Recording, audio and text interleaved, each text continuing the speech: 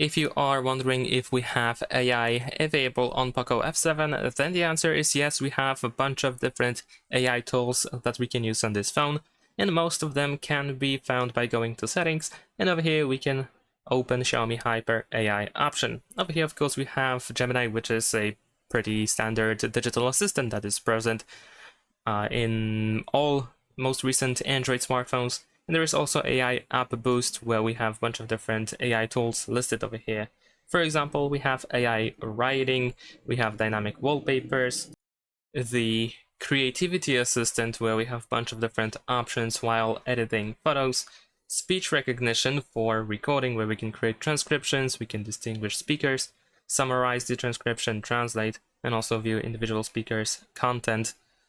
There is also a translate conversation option, so you can have an interpreter that allows you to use translation during real-time conversations with other people, interpreter for calls and conferences, and of course AI subtitles. Besides that, we can find, for example, circle to search, and probably some more options as well that are hidden somewhere inside the phone.